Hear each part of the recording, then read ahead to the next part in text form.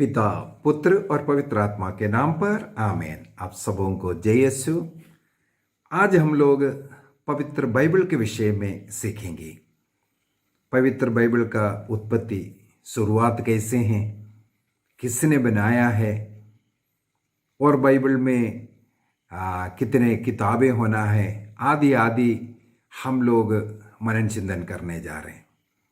सबसे पहले हमें मालूम है ईश्वर का वचन है, ईश्वर का वाणी है पवित्र बाइबल। कैथोलिक कलीसिया का धर्म शिक्षा ग्रंथ के अंदर हमें ये सिखाते हैं क्रिस्तीय समुदाय किसी किताब पर आधारित जीवन जीने वाला नहीं, बल्कि ईश्वर के वचन के अनुसार जीने वाला है। किताब का रिलीजन नहीं, बल्कि यीशु वचन का धर्म है, रिलीजन है। वो यीशु वचन जीवंत यीशु वचन है, जो वचन मांस धारण कर मनुष्यों के बीच में रहने वाला ईसा के रूप में हमें मिलता है। अर्थात ईश्वर का वचन वो जीवंत है, जीवित वचन है। उस वचन को यदि हम ग्रहण करेंगे, उस वचन के अनुसार हम जीवन बिताएंगे, हमें मुक्ति मिलता है। इसलिए कैथोलिक कलीसिया आग्रह करती है हर क्रिस्तीय को कम से कम आधा घंटा रोज बाइबल पढ़ना चाहिए। मैं बोलूँगा कम से कम एक अध्याय हमें बाइबल पढ़ना चाहिए। यहाँ वहाँ से नहीं, बल्कि एक साइड से पढ़ करके जाना चाहिए। और कलीसिया जो व्यक्ति निर्धारित रूप से आधा घंटा कम से कम बाइबल पढ़ते हैं, उन्हें उस बाइबल पढ़ने के कारण दंडमोचन भी देते हैं। अर्थात बाइबल पढ़ते वक्त हम अपने पाप का दंड से भी मुक्ति प्राप्त कर सकते हैं। इसलिए बाइबल पढ़ना बहुत ही जरूरी है। करीब 1 मिलियन बाइबल संसार भर में हर वर्ष बांट दिया जाता है, बेच दिया जाता है। संसार में सबसे ज्यादा बिकने वाला पुस्तक है पवित्र बाइबल। संसार में सबसे ज्यादा लोग पढ़ने वाला, वो भी प्रतिदिन पढ़ने वाला किताब है पवित्र बाइबल। संसार में सबसे पहले प्रिंट कर करके जो मिलने वाला किताब है पवित्र बाइबल। संसार में ऐसा कोई किताब नहीं जो पढ़ने से आपको अनुग्रह मिलता हो, आशीष मिलता हो। यदि आप पवित्र बाइबल को पढ़ते रहेंगे, आपको कृपा अनुग्रह मिलेगा। अनेकों लोगों को बाइबल का वचन पढ़ते पढ़ते रोगों से चंगाई मिलता है, अनेकों अन्य कृपाएं मिलता है। ये पवित्र बाइबल संसार में सबसे ज्यादा भाषा में मिलने वाले एक पुस्तक है। इतना अधिक भाषा में मिलने वाला एक पुस्तक भी नहीं। इस प्रकार सब प्रकार का रिकॉर्ड इस पवित्र बाइबल में है। हमें इसलिए इस पवित्र बाइबल के कैसे बना, क्या है, ये सब थोड़ा जानकारी लेना सबसे अच्छा है। यदि हम लोग इब्रानियों का पत्र दिया 1 वाक्य 1 से पढ़ेंगे, हिब्रूज चैप्टर 1 वर्स यदि हम पढ़ेंगे, वहां पर हम लोग पढ़ सकते हैं। ऐसा लिखा है, प्राचीन काल में ईश्वर बारंबार और विविध रूपों में हमारे पुरखों से नबियों द्वारा बोला था। ईश्वर नबियों द्वारा हमारे पुरखों से आदिम काल से बोलते आ रहे हैं। अर्थात बोलने वाला ईश्वर को यहां पर बाइबल में लिखा है। अब अंत में वह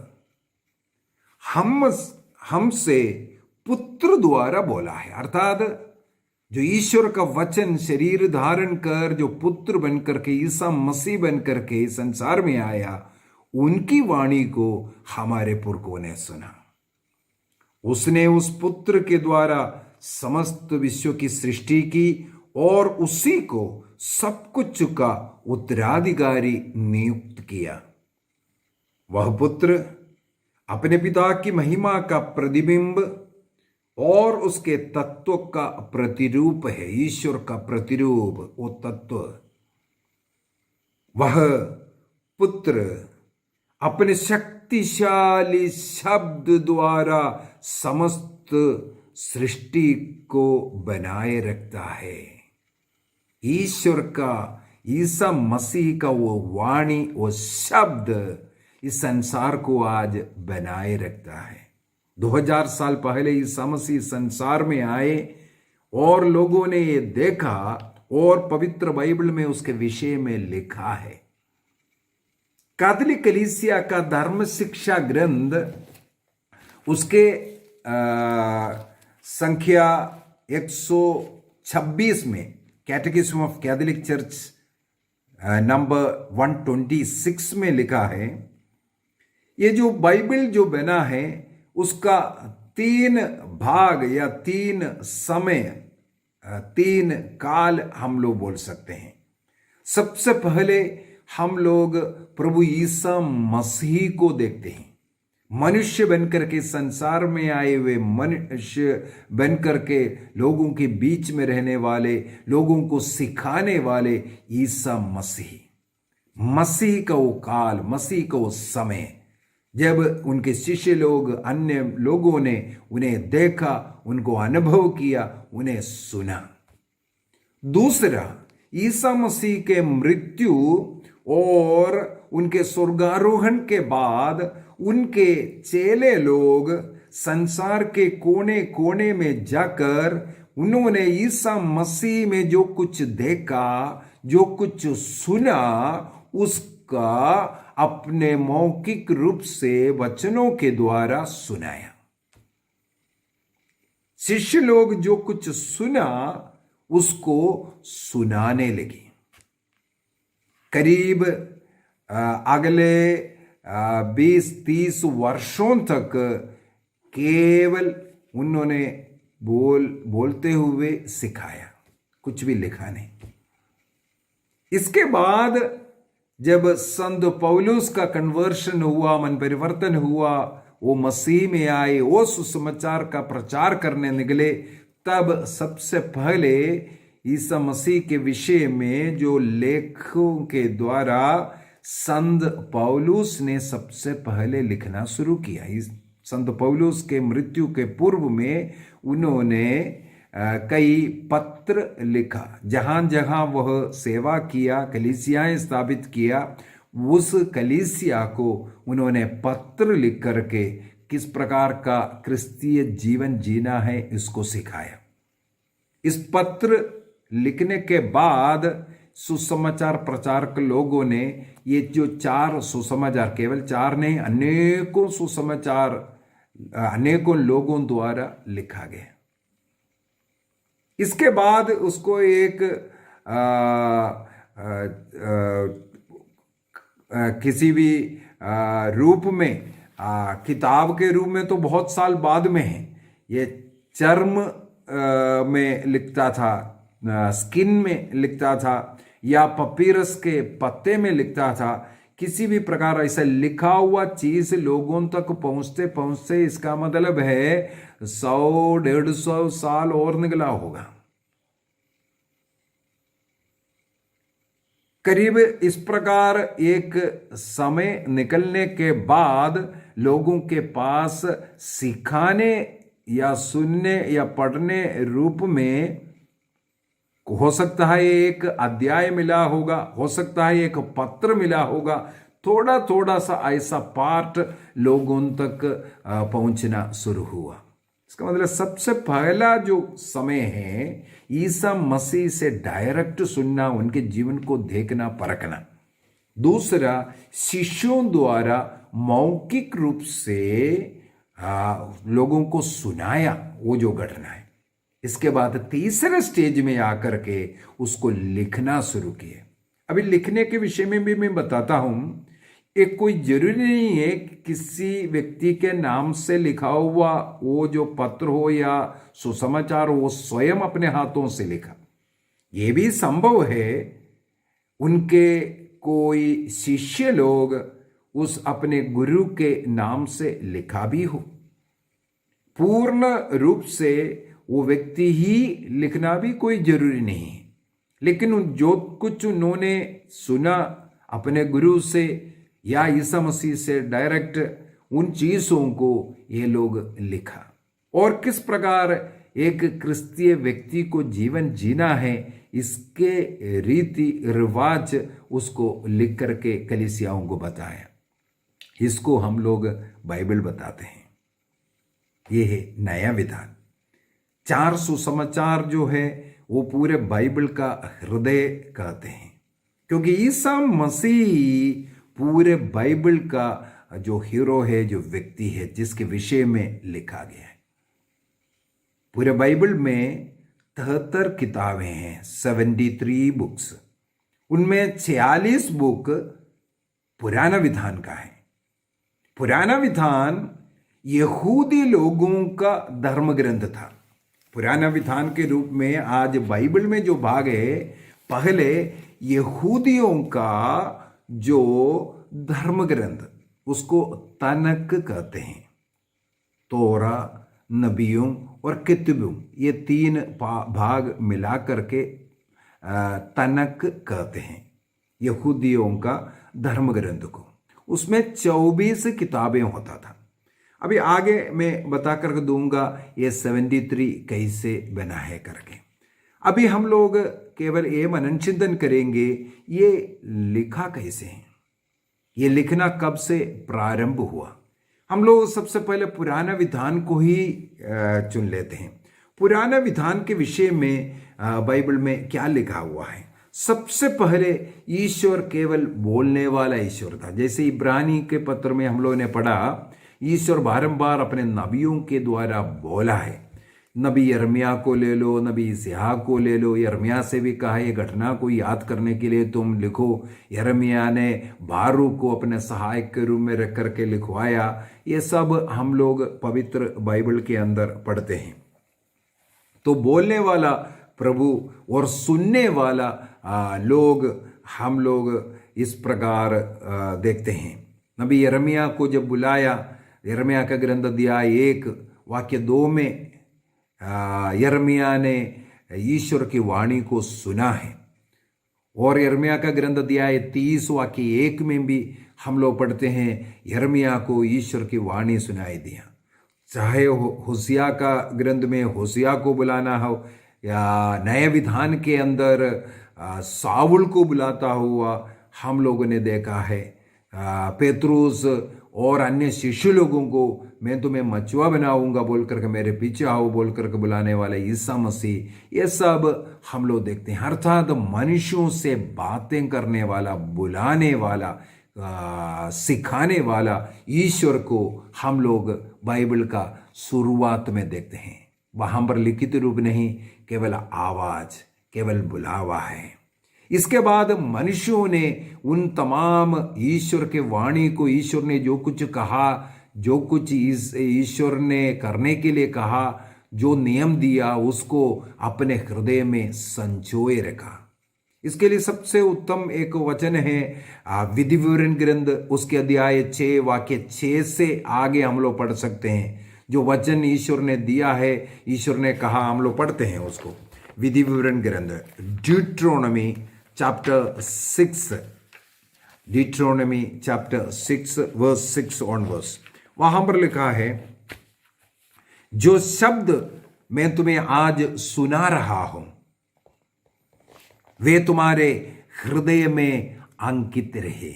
इस ईश्वर ने जो वचन दिया है उसको अपने हृदय में अंकित रखने के लिए कहा। इसके बाद कहते हैं, तुम उन्हें अपने पुत्रों को अच्छी तरह सिखाओ। घर में बैठते या राह चलते, शाम को लेटते या सुबह उठते, उनकी चर्चा किया करो। जो कुछ ईश्वर ने सिखाया, जो कुछ ईश्वर ने कहा है, ईश्वर के नियमों की चर्चा घर में करो। अपने बच्चों को भी वो सिखाना। तुम उन्हें निशानी की तरह अपने हाथ पर और ताबीज की तरह अपने मस्तक पर उसे बांध कर रखना। अर्थात अपने हृदय में, अपने हाथ में, अपने मन में इस ईश्वर का वचन को रखना जरूरी है। तो अपने घरों की चौखट पर तथा फाटकों पर इसे लिख दो। अर्थात जब तुम घर से बाहर निकलते हैं, ईश्वर का वचन तुम्हें दिखना चाहिए। जब तुम घर में लौटते हैं, तब चौखट पर ही तुम्हें ईश्वर का वचन दिखना चाहिए। विधि विवरण ग्रंथ अध्याय 17 वर्स 18 और 19 को भी पढ़ते हैं।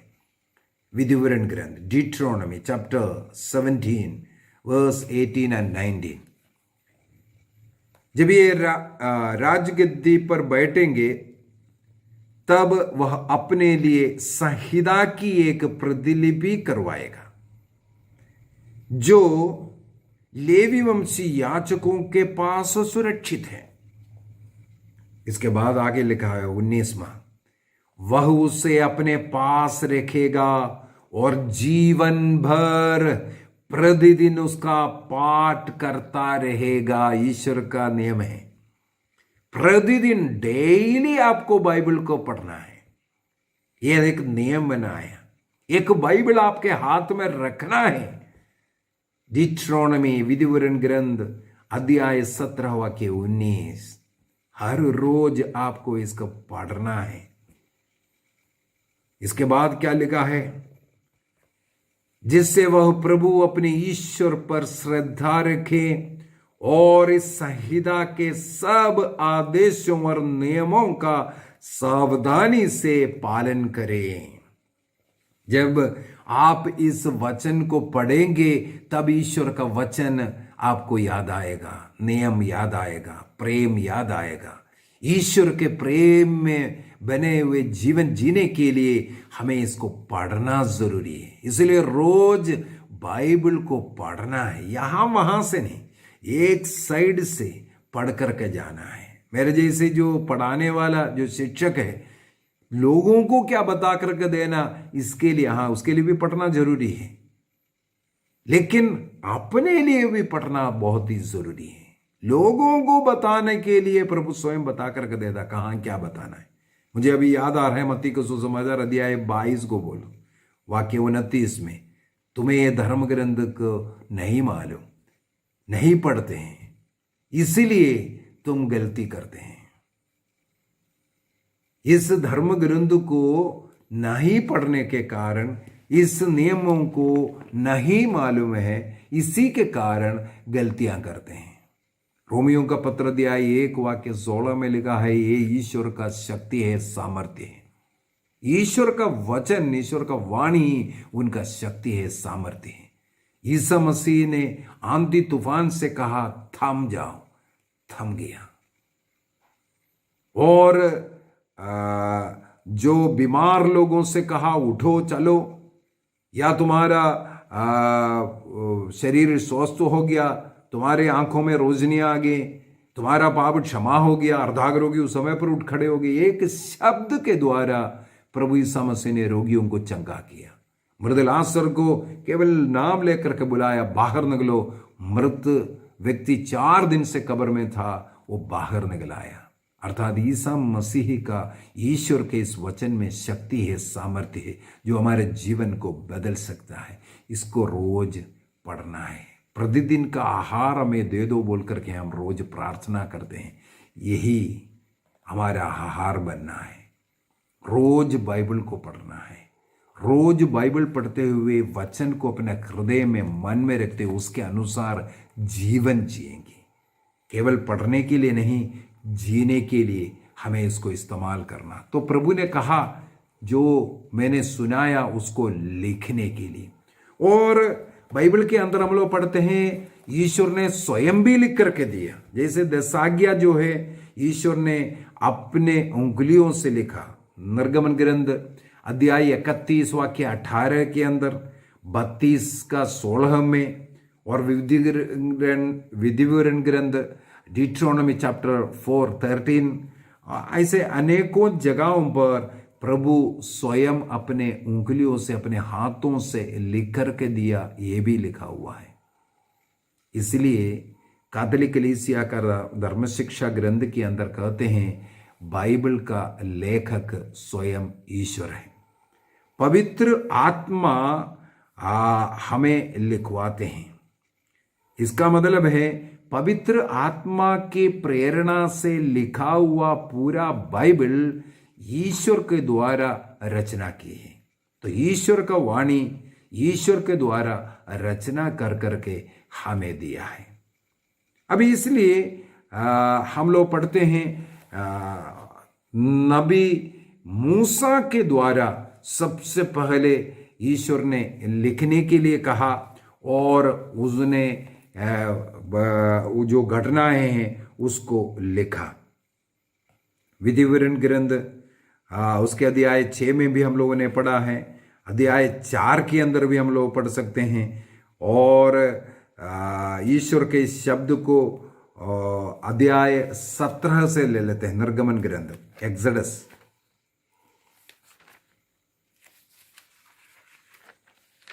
निर्गमन ग्रंथ अध्याय 17, एक्सोडस चैप्टर 17 वर्स 18। वहां पर लिखा हुआ है ईश्वर ने नबी मूसा से कहा इसको लिखने के लिए।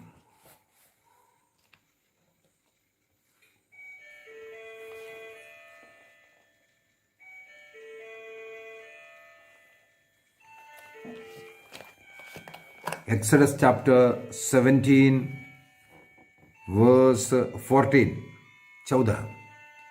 इस पर प्रभु ने मूसा से कहा, इस घटना की स्मृति बनाए रखने के लिए ग्रंथ में लिखो और योशुआ को सुनाओ।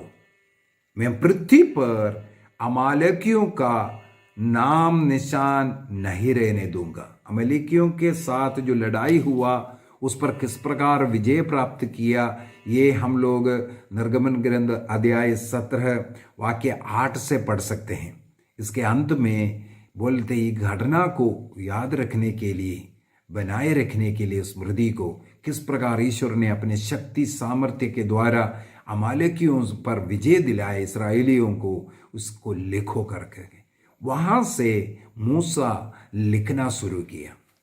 जो तनक यहूदी लोगों का जो धर्म ग्रंथ है, उसका जो तनक का सबसे पहले वाला जो तोरा है, जो पंच ग्रंथी उत्पत्ति, निर्गमन, लेवी, गणना ग्रंथ, ये जो विधिवरण ग्रंथ, ये जो 5 ग्रंथ को तनक कहते हैं।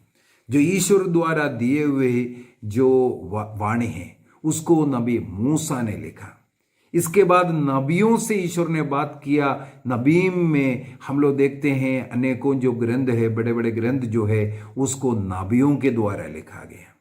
और ईश्वर ने अनेकों ऐसे पुरोहितों, राजाओं, अन्य लोगों को इस्तेमाल किया अपने वाणियों को, अपने अच्छे अच्छे प्रार्थनाओं को सब लिखने के लिए। ये सब जो लिखा हुआ जो पुराना विधान का जो तनक है, जिसके अंदर हमें ईसा मसीह का नाम तो कहीं नहीं दिखता।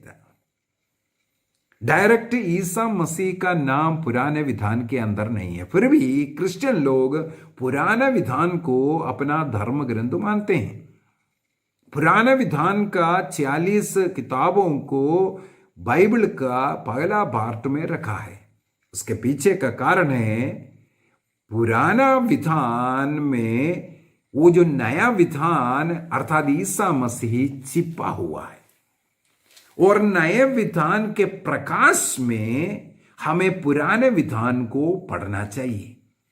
नए विधान के प्रकाश में ईसा मसीह ने जो कुछ सिखाया, उस प्रकाश में, उसकी रोशनी में हमें पुराने विधान को पढ़ना, अर्थात हमें पुराने विधान में छिपा हुआ मसीह को ढूंढना है। ईसा मसीह उसके अंदर डायरेक्ट नाम से नहीं, बल्कि अनेकों घटनाएं, अनेकों भविष्यवाणियां, अनेकों व्यक्तित्व ईसा मसीह के विषय में था। कहा जाता है मुक्तिदाता के विषय में पुराने विधान के अंदर 365 जगह पर लिखा हुआ है।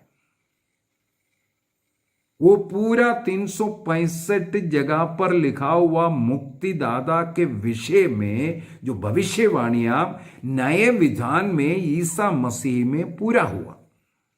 ईसा मसीह के जन्म से करीब 1300 साल वर्ष पूर्व में इसे लिखा गया। जो भविष्यवाणी हुआ, उन तमाम भविष्यवाणियां ईसा मसीह के जन्म से पूर्व हुआ, उन सारे भविष्यवाणियां ईसा मसीह में पूरा हुआ। अर्थात ईसा मसीह कहाँ जन्म लेना है, किस में जन्म लेना है, इसके बाद उनका पालन पोषण कहाँ होना है, वो बढ़ करके क्या करेगा, ये सब बातें और उनका मृत्यु के विषय में, उसके द्वारा संसार के मुक्ति के विषय में, सब उस मुक्तिदाता के विषय में भविष्यवाणियां जो पुराने विधान में हुआ वो ईसा मसीह में पूरा हुआ। अर्थात ईसा मसीह उन भविष्यवाणियों में छिपा हुआ है। मसीह के प्रकाश में जब उसको पढ़ेगा तब हमें पता चलेगा ये ईसा मसीह के विषय में था। तो पुराना विधान का जो 46 पुस्तकें ईसा मसीह के भविष्य के, उनके जन्म के, उनके जीवन के विषय में भविष्यवाणियां हैं। और नया विधान मसीह के जीवन को और मसीह ने जो कुछ सिखाया, उनके शिष्य लोगों के द्वारा किस प्रकार संसार के कोने कोने पर उसको सिखाया, इसके विषय में लिखा हुआ है। ये दोनों भाग मिलकर के 46 पुराना और नया 27 पुस्तकों को मिलकर के 73 किताबों का बाइबल बनता है। बाइबल शब्द एक ग्रीक शब्द है बिब्लोस। वो लातीनी भाषा में भी उसको बिब्लोस कहते हैं। इस शब्द में आया है। बिब्लोस जो है वो पपीरस पत्ता, पहले जो लिखने के लिए पेपर नहीं होता था, पपीरस पेड़ का पत्ते में लिखता था, उसका एक्सपोर्ट करने वाला एक सिटी है ये बिब्लोस। इस बिब्लोस उस शहर के नाम से इसलिए फेमस हुआ क्योंकि वहां पर जो किताब बनने वाले, लिखने वाले बिब्लोस पपीरस पत्ते का एक्सपोर्ट करते थे वहां से। और ग्रीक भाषा में इस पपीरस पत्ते को बुब्लोस कहते थे और उस शहर का नाम उसको एक्सपोर्ट करने के कारण बिब्लोस पड़ गया था। उसी से बिब्लिया नाम आ गया। लातीनी भाषा एवं ग्रीक भाषा में, यूनानी भाषा में बिब्लिया नाम आ गया। बिब्लिया का मतलब है पुस्तकें। उस बिब्लिया से बाइबल शब्द को निकाला। तो सबसे पहले बिब्लोस उस शहर का नाम है क्योंकि वहां से पपीरस का पत्ता एक्सपोर्ट करते थे और उस पपीरस पत्ते को बुब्लोस ग्रीक भाषा में भी बुलाते थे और वहां से उस शहर को बिब्लोस नाम आया। और बिब्लोस नाम से, उस पत्ते से बिब्लिया जो किताबें, जो पपीरस के पत्ते से जो किताबें बनते थे, जो बुक्स बनते थे, इसलिए उसको बिब्लिया कहते थे। उस बिब्लिया शब्द से बाइबल शब्द आया। अर्थात बाइबल शब्द का मतलब है किताबें। ये संसार का ऐसे एक किताब होगा जिस किताब का नाम ही किताब है। इसके अंदर 73 किताबें हैं। एक बाइबल के अंदर 73 किताबें हैं। अब ये 73 किताबें कैसे हुआ, ये अगला क्लास में कल हम लोग मनन चिंतन करते हैं। आज इतना ही। पिता, पुत्र और पवित्र आत्मा के नाम पर आमीन। आप सबों को जय यीशु।